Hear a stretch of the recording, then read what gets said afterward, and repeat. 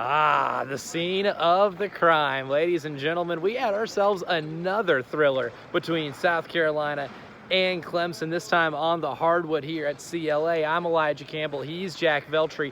We are going to break down what the hell just happened here at CLA with South Carolina winning 91-88 in overtime, and it was just as thrilling as the score that I just read off suggests. And we'll go ahead and start off with really what I thought in the first half was the big key to South Carolina getting a lead as large as 14, and that was on defense. They forced a ton of turnovers. I think Clemson had an assist-to-turnover ratio of 4-6 in that first half. I think that was a massive, massive part of being able to build something that gave them enough cushion to withstand a Clemson comeback later. Yeah, look, this was a crazy game, honestly. Like, this was probably one of the better games, I think, in the recent rivalry history. Look, you and I have not covered this rivalry in basketball for that long now, but I think the last 3 years of the Lamont-Paris era playing this game, they've always been crazy games coming down to the wire and stuff, and this one was no different, and an overtime thriller to get the job done and win this game. Look, you've had some real tough losses to teams like Indiana and Xavier earlier in the year, but this is a win that I asked Lamont-Paris about how important this win is moving forward. You're basically, 3 games away from your SEC opener at the start of the new year against Mississippi State. SEC play, that's a whole nother animal. That's going to be really tough this year with how good the conference is. The conference is 50-4 in the month of December. Insane. 50-4. Insane. And put into perspective, I saw a tweet from John Rothstein tonight. I don't know what the update on it is now. South Carolina is ranked 16th in the SEC in the net, which is dead last, but that's going to change probably moving forward. And this conference is just that good. So getting this win tonight proves, number one, that you are capable of going out there and playing against high-level competition and getting the job done, and that you're not that far off from where you were a year ago. I know this season has kind of been a little bit of up and downs, but you've won 5 straight, you're playing really good basketball, and you just beat your rival, and you're now 3-0 against the ACC this year, which is one of the better conferences in college basketball. And my favorite things about tonight, too, is there were a lot of hurdles that South Carolina had to endure.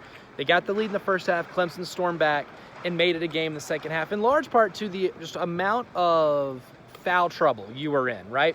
At one point in the game, you had Colin Murray-Boyles and Zach Davis picking up their 4th foul before the 16-minute mark of the second half. Crazy. Nick Pringle also ended up fouling out later in the game, too. And Clemson dealt with the same thing. Ian Shefflin fouled out. Victor Locken fouled out.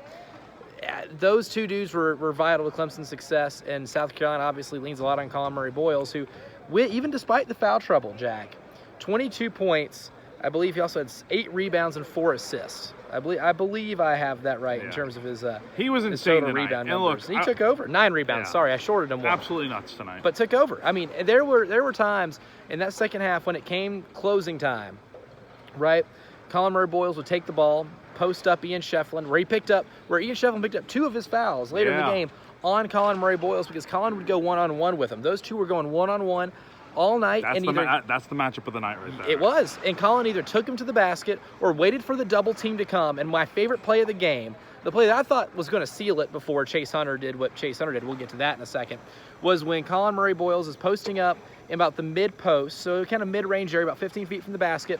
He gets the shot clock down to like 7 or 8 seconds, and Clemson brings help from, I believe it was the nail, so near the middle of the floor, and that means Colin Murray-Boyles had to make the pass it to Morris, and Morris immediately on the skip pass swung it over to Miles Studi in the corner, easy wide open 3. And I thought that shot creation from Colin Murray-Boyles is the perfect encapsulation as to what he is when you run your offense through him. He's such a threat to score one-on-one that you can't double him, and he's smart enough as a passer to know where the double's coming from and make you pay, and that almost was the dagger to keep them winning this game in regulation. And we've talked about it for weeks now, Elijah.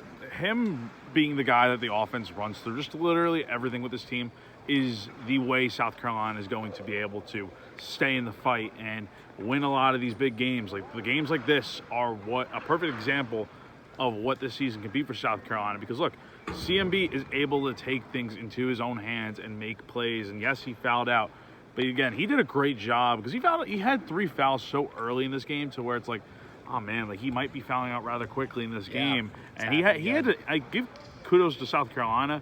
They had to run a smaller lineup at first in that first half when he had 3 fouls, and then you bring Jordan Butler in and he hits a few big free throws and really makes a nice impact. And Pringle stepped up tonight. A lot of guys stepped up, and that's the key.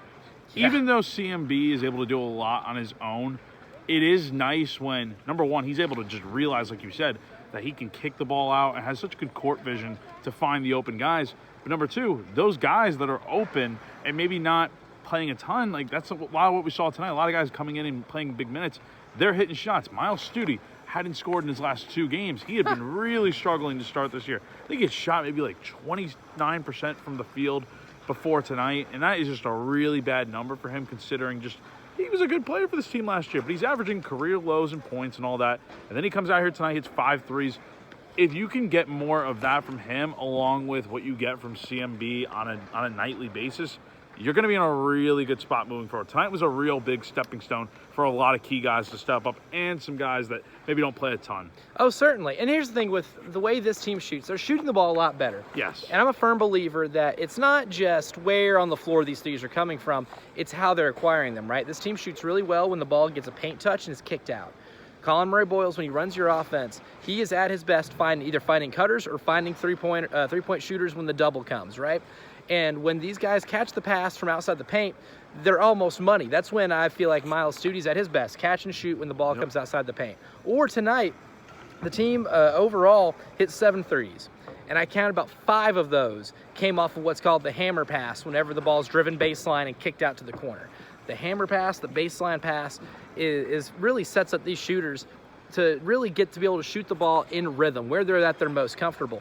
And that makes a huge difference. And Miles Studi going 5 of 7 from 3 tonight was a big difference in this game. Oh, can we also just talk about, look, the threes are massive. Like, I think he's just literal money from the corner, but I think what we also need to talk about tonight is the rebounds they had. He had 2 massive rebounds on the offensive glass. He was awesome on the offensive glass, and it made a world of difference in this game. Yes, because you had Jamari Thomas who missed a free throw at one point. I think it was him.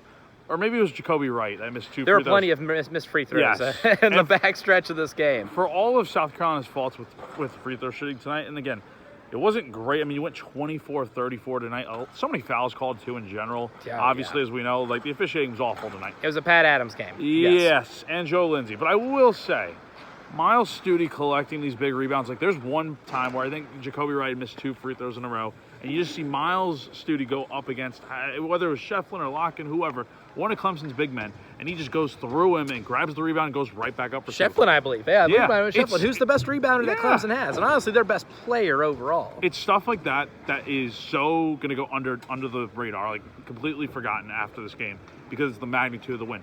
But it's stuff like that South Carolina wins this game by 3 tonight, right? If you don't have a play like that, who knows what happens the rest of the way. So really big kudos to Miles for playing an all-around really good game tonight. It's not just his 3-point shooting. He was doing a lot of the little things right, too. And one thing, too, before we get out here, the big thing about this game is you had what we thought would be a quad 4 loss at the beginning of the year in North Florida. Turns out that's a quad 3 because North Florida's played really well, and they're high enough in net right now to make that not be a quad 4 loss at the moment. Yes. So you needed a quad 1 win. You went in tonight into mid-December without a quad 1 win. You're playing in the SEC where the entire conference is in the top 68 in KenPom. Yep. Let me say it again. The entire conference is in the top 68 in KenPom adjusted efficiency. And you need to be able to find quad 1 wins. You're going to get plenty of quad 1 games, right? But quad 1 games doesn't get you into the NCAA tournament as much as quad 1 wins do. This is a Clemson team that is a really good basketball team. Yes, they lost to Memphis on Saturday. They turned around, they lost here tonight. But this is the same Clemson team that at Little John Coliseum earlier in the month beat Kentucky. And I believe that Kentucky team is one of the 10 best teams in America right now. Yep. So that Clemson team is really good. They lost some pieces from the Elite Eight, but the Elite Eight team, but they also brought in some guys like Victor Locken, who was a fantastic player at Cincinnati. They have Ian Shefflin, who will be an all-ACC player. And this team, I think, is legitimately the 3rd best team, or maybe even 2nd. I mean, it might go Duke 1, Clemson 2, then North Carolina in the ACC. You got a quad 1 win against a rival at home and a thrilling game against a team that's probably going to finish in the top 3 of their league. Maybe 3 or 4 if Pittsburgh ends up being pretty good.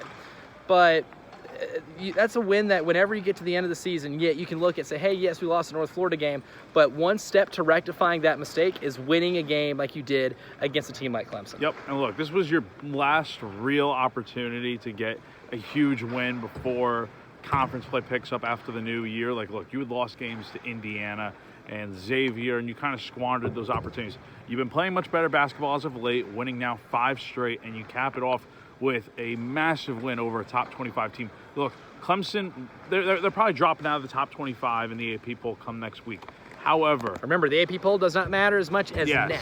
Yes. The net is the most important. It's still a top 20 net team. Exactly. By the end of the year, unless Clemson just has a complete downfall, which I don't expect them to, because this is a very good team despite losing key pieces, notably P.J. Hall from last year's Elite 8 team. Clemson is a very solid team, and make no mistake about it, 2 straight losses, like Elijah said, they're going to be fine moving forward, in my opinion. But for South Carolina, this is when you really needed to have it. It would have been tough to look at this team moving forward with SEC play and how tough that's going to be, and think, okay, if South Carolina loses this game tonight to Clemson, I just don't see them having the most success in conference play. We can always be proven wrong, but it's a lot easier to look at this team now knowing that, okay, they've proven that they can go out here and win the big games. They've fought through adversity, even when they had their own self-inflicted mistakes tonight, which they had plenty of. They're there. Not fouling Chase Hunter on the 3-point shot in regulation. I don't understand that one at all. Going 1 of 4 from the free throw line when you had a chance to put the game on ice and not even have it in Chase Hunter's hands with 3 seconds left. It's things like that could always kill this team. But you know what? You were able to overcome those mistakes and move forward, and you got the win. You have a quad 1 win under your belt, and now you move into SEC play. Of course, you still have another game or 2 left in non-con, but you feel really good about where this team is at, and let's assume they have 3 losses going into SEC play. I think if you had said that at the beginning of the year, obviously last year was really great with only 1 non-conference loss, of course, to Clemson last year, but you feel pretty good about where this team is at right now, and you like their chances moving forward.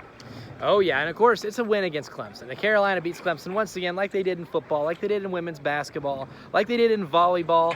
And look, they didn't even lose in soccer because they drew twice, okay? And those are ties. It's not a win or a loss. So it's another fun semester where South Carolina does not lose to Clemson. So, of course, we're going to be celebrating this win on 107.5 The Game all day tomorrow, starting with the early game with Jen, Bill, and Preston. And then, of course, Jack and Tyler after that. Then you get to the Gamecock Central Takeover Hour, leading into the halftime show with Terry and Tyler. And then myself from 3 to 6, no Jay Phillips tomorrow. So we're going to be riding solo. But trust me, you think I have a lot of thoughts here right now? I got a lot of thoughts to share for you tomorrow as well on the post-game show. Make sure you catch us, 803-404-6100. Give us your thoughts on this massive win and how this energizes you for the rest of the men's basketball season. Until then, we'll talk to you tomorrow.